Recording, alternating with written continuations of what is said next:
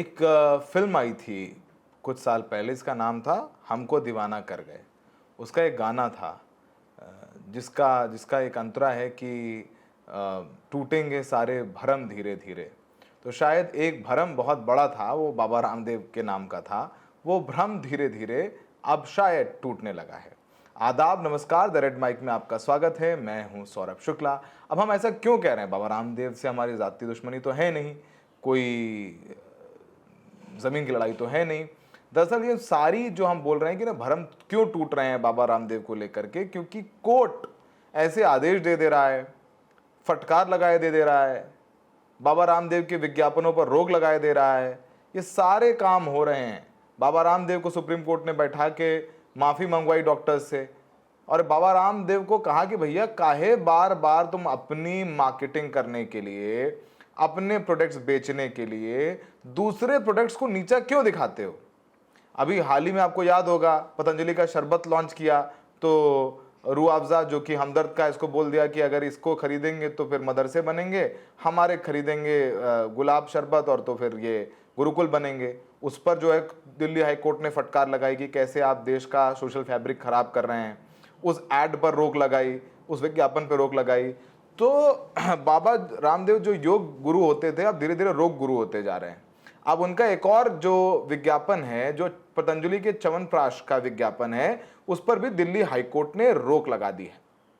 अब आपको बताएं कि ये रोक गुरुवार को लगाई गई और पतंजलि को निर्देश दिया है कि आप पतंजलि च्यवनप्राश के जितने भी ऐड हैं, चाहे वो टीवी पर आ रहे हैं, यूट्यूब पे आ रहे हैं, अखबार में आ रहे हैं, इनको आप तुरंत वापस ले लीजिए। दरअसल एक और कंपनी है, इसका नाम है डाबर। सबने डाबर का नाम सुना होगा।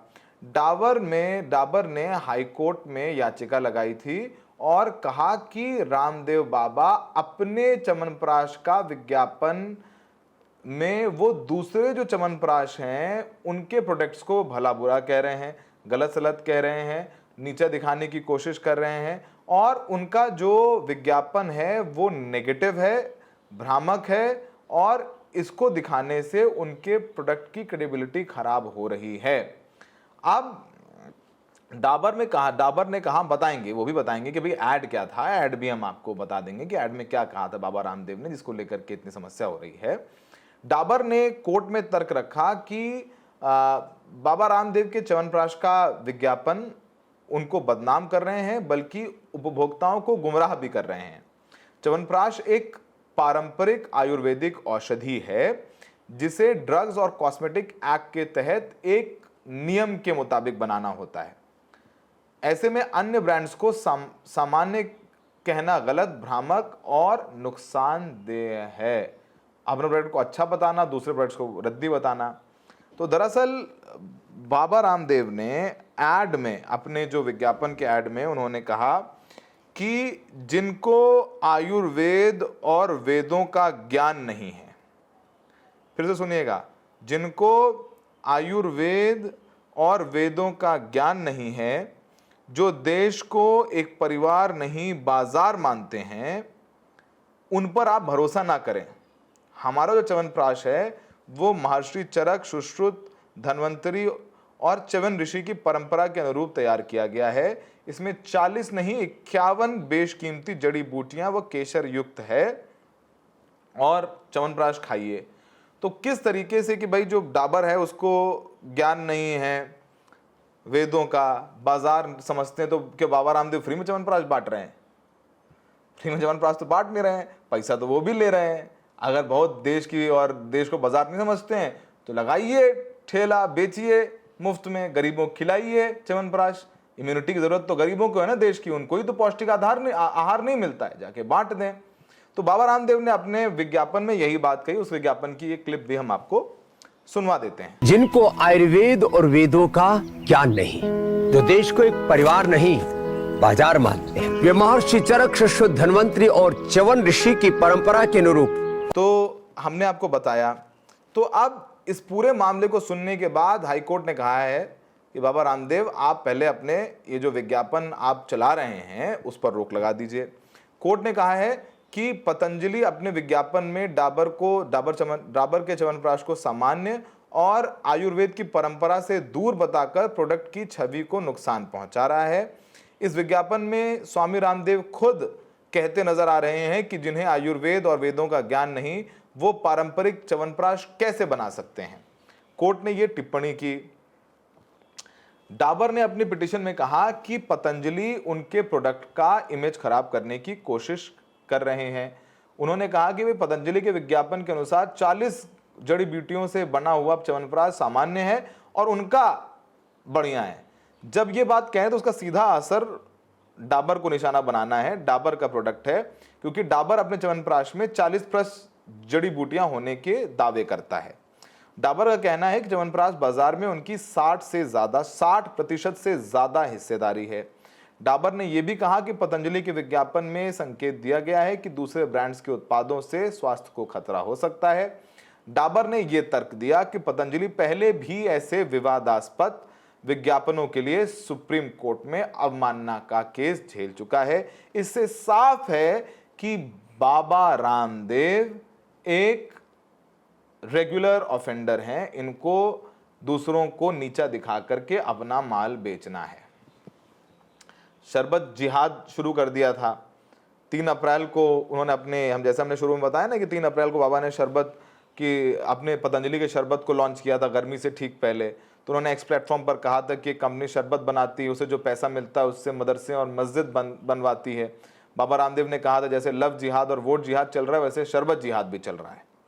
और इसके बाद रूह अफ़ज़ा जो शरबत बनाती है, रूह अफ़ज़ा उसकी कंपनी है हमदर्द, वो कोर्ट गई थी और कंपनी की ओर से मुकुल रोहतगी अपीयर हुए थे और रोहतगी ने कहा था कि धर्म के आधार पर हमला है और धर्म का इस्तेमाल कर रहे हैं बाबा रामदेव अपना माल बेचने के लिए। हाई कोर्ट ने यहां तक बोला था रामदेव को कि शरबत पर रामदेव का बयान माफी लायक नहीं है। मतलब इतनी कड़ी टिप्पणी हाई कोर्ट कर चुका है।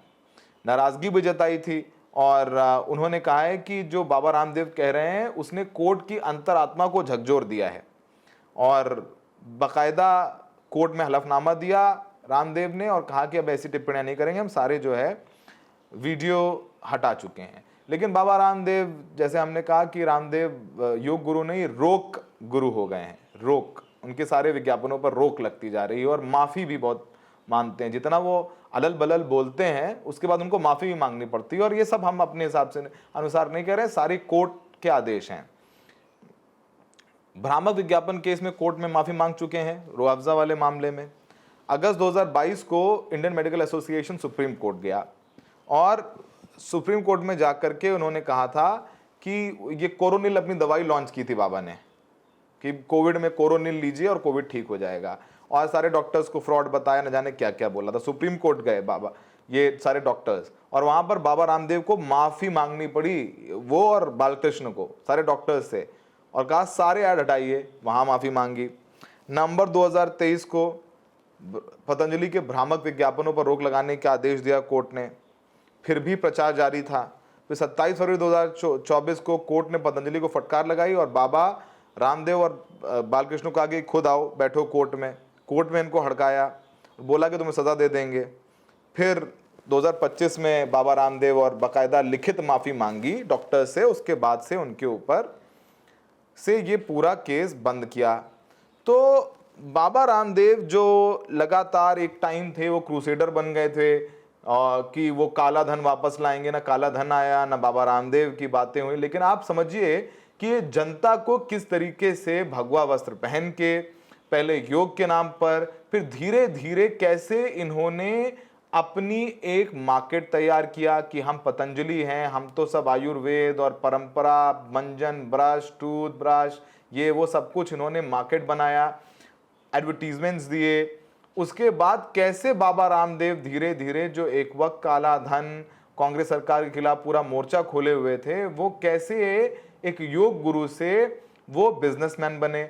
और बिजनेस करने के भी कोई समस्या नहीं है, लोकतांत्रिक देश है, उनको भी पूरा अधिकार है बिजनेस करने का, लेकिन नियम कायदे कानून मानने चाहिए। नियम कायदे कानून मानने के अलावा कि आप किसी दूसरे धर्म को नीचा दिखा करके कैसे अपना प्रोडक्ट मार्केट कर रहे हो, ये सब सारी चीजें कोर्ट में कही गई हैं, कोर्ट की कही गई बातें हैं, हम नहीं कह रहे हैं। तो फिलहाल बाबा रामदेव को एक बार और झटका लगा है। पहले उन्होंने डॉक्टरों से माफी मांगी, फिर रुआवजा वाले मामले में, शरबत जिहाद वाले मामले में इन्होंने माफ़ी मांगी, अपना विज्ञापन हटाया। फिर अब जब ये च्यवनप्राश में इन्होंने बाकी च्यवनप्राश को सामान्य कह दिया बाकी जो च्यवनप्राश बनाए जा रहे हैं उनको वेदों का ज्ञान नहीं है, उनको कुछ पता वता नहीं है, सब सारी बातें उन्होंने बोली। अब वो विज्ञापन भी उनको हटाना पड़ेगा। इस मामले की अगली सुनवाई 14 जुलाई को होगी और रामदेव की तरफ से काफ़ी दलीलें दी गई, लेकिन कोर्ट ने नहीं सुनी, तो एक और विज्ञापन जो है वो हटा दिया गया। जैसे हमने शुरू में कहा था कि आप जाएं आराम से यूट्यूब पे खोलिए, हमको दीवाना कर गए, और उसमें गाना है भुला देंगे सनम धीरे धीरे, उसमें ही गाना है ये टूटेंगे सारे भरम धीरे धीरे। तो शायद ये भ्रम रामदेव को लेकर के लोगों के टूट रहे होंगे, क्योंकि कैसे इनके प्रोडक्ट्स को लेकर सवाल उठ रहे हैं। कोरोनिल को लेकर के इन्होंने डॉक्टर्स को फ्रॉड बोला तो वहाँ माफ़ी मांगी, फिर रुआवजा वाले मामले पर अपना शरबत लॉन्च किया तो शरबत जिहाद शुरू कर दिया कि धर्म से जोड़ दो तो मैं धर्म के नाम पर लोगों की भावनाएं उद्वेलित करके पैसा कमा लूँगा। तो फिर डाबर को कह दिया कि इनको पता नहीं है, वेदों का ज्ञान नहीं है, सारा ज्ञान इन्हीं को है।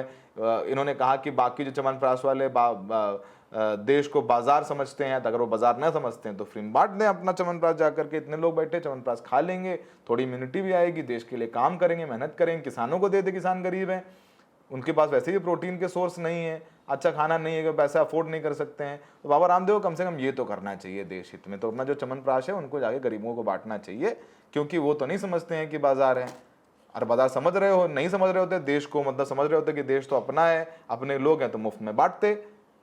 तो ये सब सारे चीज़ें हैं। फिलहाल बाबा रामदेव को ये विज्ञापन हटाना पड़ेगा और कोर्ट से उनको एक और फटकार लगा दी गई है। मैं देखने के लिए बहुत बहुत शुक्रिया।